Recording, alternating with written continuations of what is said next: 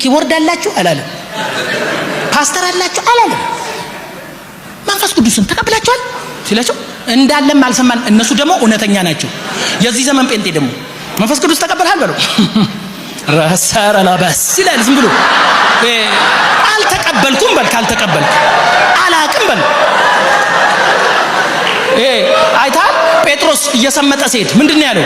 እጄን ያዘኝ ጌታ፣ እጄን ያዘኝ ያለው። የኛ ሰው እኮ እየሰመጠ እጄን ያዘኝ አይልም። ሬንትሪሊቢስ